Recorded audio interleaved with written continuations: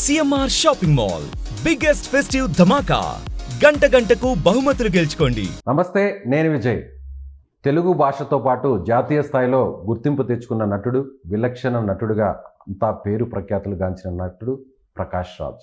So Prakash Raj ఇప్పుడు పవన్ కళ్యాణ్ని ఎందుకు టార్గెట్ చేస్తున్నారు, వరుస ట్వీట్లతో ఎందుకు ఆ విధంగా విమర్శలు చేస్తున్నారు, దీనిపైన విశ్లేషణ చేయడానికి మనతో పాటు సీనియర్ ఫిల్మ్ జర్నలిస్టు ప్రభు గారు. నమస్తే ప్రభు గారు. నమస్తే. అంతా మీరే చేశారు. ఈ సినిమా డైలాగ్ గుర్తుందా? ప్రకాష్ రాజ్ గారు తండ్రి పాత్రలో కొడుకుగా సిద్ధార్థ ఆ మాట అంటారు. ఎందుకో ప్రకాష్ రాజ్ గారు చేస్తుందంతా అలాగే అనిపిస్తుంది అనుకోవచ్చా? రిలేటివిటీ అనిపిస్తుందా? కొంచెం అలా అనిపిస్తుంది చూస్తుంటే, ప్రజెంట్ సిచ్యువేషన్ చూస్తుంటే. అది అంత ప్రకాష్ రాజ్ ట్వీట్లు చేయటం అనేటువంటిది దాంట్లో అంత సీరియస్ అటాక్ లాంటిది అయితే లేకపోయింది, కానీ ఒక చిన్న గిలుగుడు కార్యక్రమం మాత్రం, గిల్లుడు గిచ్చుడు గొరుకుడు గోకుడు అంటారు. ఇంకో డైలాగ్ కూడా గుర్తొస్తుంది. పోకిరి సినిమాలో గిలితే గిచ్చించుకోవాలని ఇదే ప్రకాష్ రాజ్ గారు అంటారు. సో ఆయన అంతా చేస్తున్నారు అనుకోవచ్చా? ఏంటో మరి సడన్గా తను యాక్చువల్గా ఒక చాలా ఇంపార్టెంట్ మ్యాటర్స్ అయినప్పుడు మాత్రమే బయట వాయిస్ వినిపించేటువంటి ప్రకాష్ రాజు అనూహ్యంగా పవన్ కళ్యాణ్ మీద ఈ ట్వీట్ల దాడి ఎందుకు చేస్తున్నాడు, వాట్ ఈజ్ హిజ్ మోటివేషన్? పోనీ ఏదైనా బ్యాడ్ మోటివేటెడ్ పర్సన్ అంటే కానే కాదు. అతను is a real perfect gentlemen అనేటువంటిది అందరికీ, అంటే కొంచెం కాంట్రవర్షియల్ పర్సన్ అయినప్పటికీ కూడా తన మాటలకు కానీ, తన రాతలకు కానీ, తను చేసేటువంటి ప్రసంగాలకు కానీ వాటిలో ఒక ఉన్నత స్థాయి ఆలోచన విధానమే ఉంటుంది తప్ప ఒక తక్కువ స్థాయి ఆరోపణలు, ప్రత్యారోపణలు, లేకపోతే ఏదో ఒక ఎదుటి మీద ఏదో చేద్దాం అనేటువంటిది ఉండదు. మరి ఏమైందో అంటే ఈ విషయంలో మాత్రం ఈ స్టాండ్ ఎందుకు తీసుకుంటున్నాడో, ఎందుకు ప్రస్తావన లేకపోయినా, తన ప్రమేయం లేకపోయినా, ఎవరు ఇచ్చేపోయినా కూడా హీఈస్ అడ్రసింగ్ ద ఇష్యూస్. అంటే దానికి అర్థం ఎందుకు తను ఈ విధంగా చేస్తున్నాడు అనేటువంటి దానికి కారణాలు ఏంటో నేను వచ్చి చెప్తాను. నన్ను 30వ తారీఖు తర్వాత వస్తాను, మీ ప్రతి ప్రశ్నకు నేను సమాధానం ఇస్తానంటూ కూడా ఆయన ప్రశ్న ఇచ్చింది తను, తన ప్రశ్నకు సమాధానాలు ఇస్తానని చెప్పి పవన్ కళ్యాణ్ అంటున్నాడు. యాక్చువల్గా ప్రశ్నించింది జస్ట్ ఆస్కింగ్ అంటూ ప్రశ్నిస్తుంది తను. మరి తను ఏదో సమాధానాలు చెప్పినా కూడా పవన్ కళ్యాణ్ యాక్చువల్గా పెద్దగా రియాక్ట్ అవ్వట్లేదు.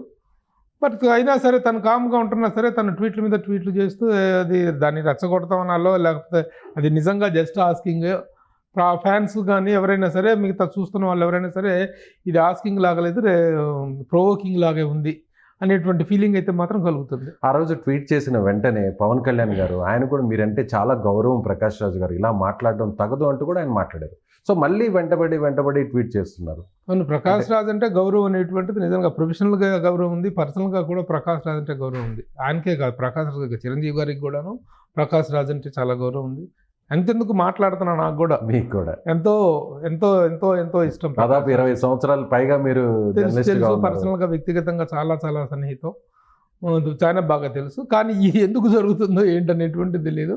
అంటే మేబీ ఒకటేంటంటే నాకు అనుకుంటూ మోడీ వ్యతిరేకి, ప్రకాష్ రాజ్ అనే వ్యక్తి మోడీకి వ్యతిరేకంగా సపోర్టివ్గా ఉన్నవాళ్ళు, మోడీ కూటమిలో ఉన్నవాళ్ళు, మోడీతో ఉన్న వాళ్ళందరికీ కూడాను మీద కూడా తను అటాక్ ఇవ్వటం, లేకపోతే ఆ వ్యతిరేకత అనేటువంటి దాన్ని ఆ విధంగా వ్యక్తం చేస్తాడు అనేటువంటి భావన కలుగుతుంది. 2019 ఎన్నికల్లో ఆయన ఇండిపెండెంట్గా పోటీ చేశారు బెంగళూరు సెంట్రల్ సీట్ నుంచి. సో అప్పటి నుంచి కూడా మోడీ మీద అటాకింగ్ చేస్తూ ఉన్నారు. పవన్ కళ్యాణ్ ఇప్పుడు కూటమిలో కీలకంగా ఉన్నారు కాబట్టి సో రాజకీయపరమైనటువంటి విమర్శలు. అవును, కూటమిలో అదే కనిపిస్తుంది. పవన్ కళ్యాణ్ మీద వ్యక్తిగతంగా అతనికి ఏమీ ఉండాల్సినటువంటి అవసరం లేదు. ఎందుకంటే వాళ్ళిద్దరు కాంబినేషన్లో చాలా సినిమాలు వచ్చినాయి, చాలా వండర్ఫుల్ కెమిస్ట్రీ కలిగిన ఇద్దరు యాక్టర్లు వాళ్ళిద్దరూ కూడా. అలాగే చిరంజీవి గారితో కూడా చాలా గొప్ప ఫ్యామిలీ అటాచ్మెంట్ ఉంది యాక్టర్గా కానీ ఉంది. సరే, యాక్చువల్గా అభిమానం అంత మాత్రాన మాట్లాడకూడదు, అడిగకూడదు, ఒక సినిమాలో కో ఆర్టిస్ట్ అయినంత మాత్రాన మాట్లాడకూడదు అనేది ఏం లేదు.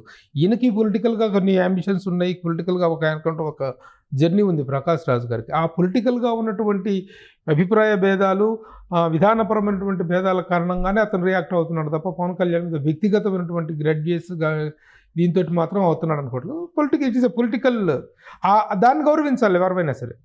పొలిటికల్గా ప్రకాష్ రాజ్కి తన అభిప్రాయాలను కాకపోతే సందర్భం లేకుండా, సమయం కాకుండా తనేదో ఒక విషయం మీద మాట్లాడుతున్నప్పుడు దీంట్లో ఒక దూరిపోయి మాట్లాడటం అంటారే, అది ఆ విధంగా జరుగుతుంది. ఈవెన్ తన సైలెన్స్ని కూడాను తను ప్రొవోక్ చేస్తున్నాడు అనేటువంటి ఫీలింగ్ కలుగుతుంది.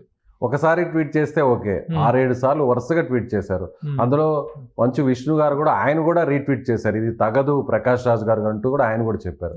ఇదే మా ఎలక్షన్లో మొత్తం ఎంటైర్ ఫ్యామిలీ, చిరంజీవి గారి ఫ్యామిలీ మొత్తం ఇదే ప్రకాష్ రాజ్ గారికి సపోర్ట్ చేశారు, పవన్ కళ్యాణ్ గారు కూడా సపోర్ట్ చేశారు. మరి ఎందుకు ఆయన ఈ విధంగా వ్యవహరిస్తున్నారు అనుకో?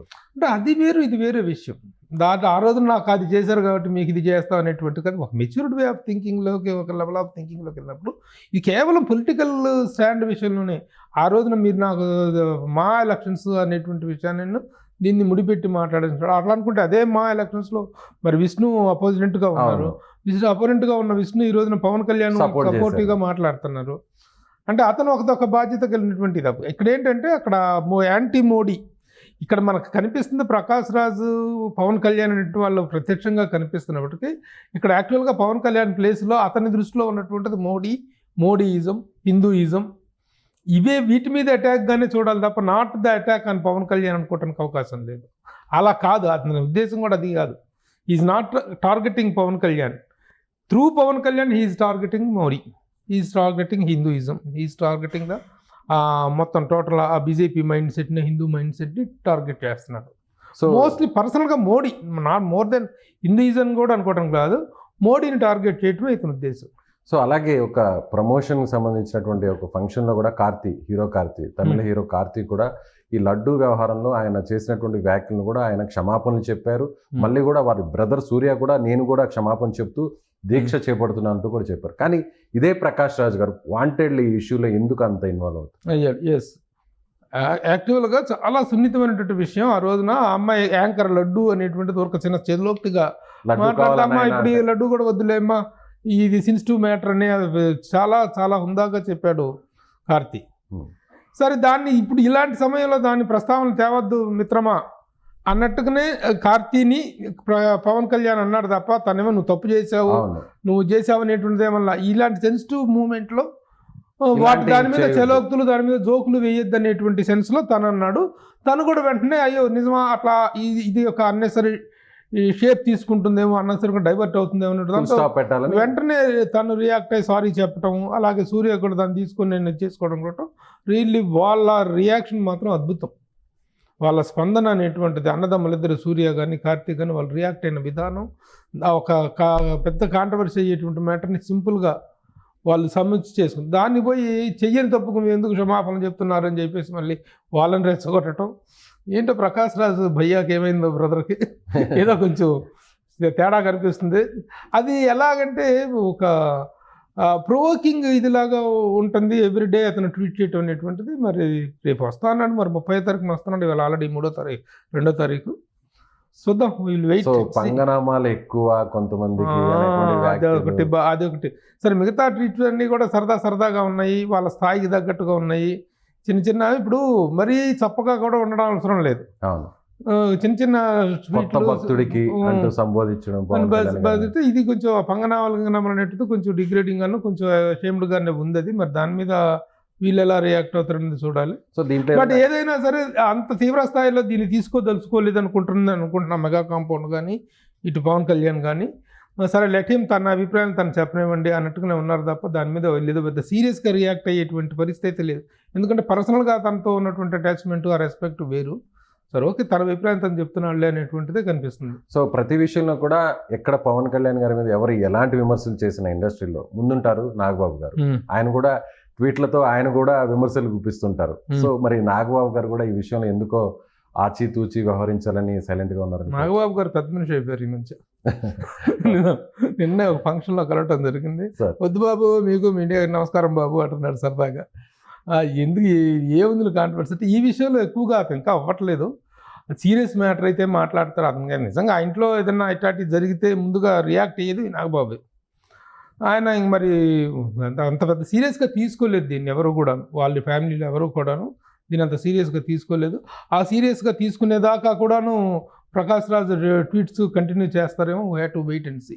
సో ఆయన అదే ట్వీట్లో కూడా ఒక మాట కూడా అన్నారు, ఎనఫ్ ఈస్ ఎనఫ్, అయిపోయింది ఏదో అయిపోయింది, విచారణ చేయండి, సో దీని మీద వెంటనే ఒక డెసిషన్కి రండి అంటూ కూడా ప్రకాష్ రాజ్ గారు చెప్పారు. అంటే ఒక రకంగా ఆయన ఇక్కడ ఫుల్ స్టాప్ పెట్టారనుకోవచ్చా, లేదంటే మళ్ళీ కూడా కంటిన్యూ అయ్యే అవకాశం ఉంది? ఇప్పుడు మ్యాటర్ కోర్టులో ఉంది, దానికి సంబంధించిన ఒక enough is enough for this అనేటువంటిది ఆయన ఫుల్ స్టాప్ పెట్టినట్టుగానే అనుకుందాం మనం. ఇస్ మ్యాటర్ ఇదిలో అయింది కదా, ఈవెన్ దాని మీద విచారణ కూడా ఆగిపోవటం, సీట్ దాని దర్యాప్తును కూడా కొంతకాలం నిలిపేసి, they are all waiting for the verdict of the court. కాబట్టి దాన్ని ప్రస్తుతానికి ఒక ఇదిలు పెట్టారేమో. సో అది ఫుల్ స్టాప్ పెట్టాడని అనుకుంటున్నాం. ఇనఫ్ ఈజ్ ఇనఫ్ అంటే అర్థం ఏంటంటే ఫుల్ స్టాప్ అనే అర్థం, I won't talk any more అనేటువంటిదే అర్థం. మరి చూద్దాం మరి కోర్టు నేరుగా వచ్చి సమాధానం చెప్తా అన్నారు కదా ఆయన. నేరుగా వచ్చి సమాధానం చెప్తా అన్నాడు. మరి ఈ లోపల ఫ్యాన్స్ వాళ్ళ జనాలు ఊరుకోరు కదా, పబ్లిక్ కూడా ఊరుకోరు కదా. చెప్తా ఉన్నావుగా, ఏం చెప్తావో చూద్దురా. ఇప్పుడు 3వ తారీఖున రాకపోతే తను 30వ తారీఖున వస్తా అన్నాడు. మరి ఇంకా రాకపోతే ఏంటి?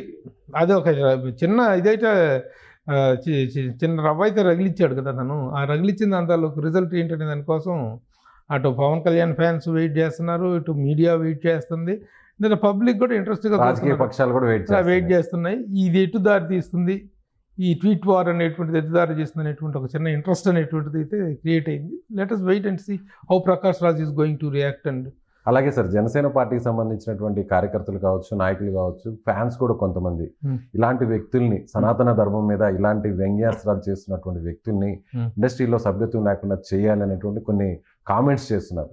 నిజంగా ఆ పరిస్థితి ఉండే అవకాశం ఉందంటారా? అది ఇంపాసిబుల్. సనాతన ధర్మం అనేటువంటిది ఒక గొప్ప కాన్సెప్ట్. అది ఎవరి విశ్వాసానికి సంబంధించినటువంటి విషయం. దాన్ని పోయి ఇండస్ట్రీకి ముడిపెట్టడం అనేది ఇండస్ట్రీకి ముడిపెడతాం కదా. ఇండస్ట్రీ అనేటువంటిది కానీ, industry concept is very big.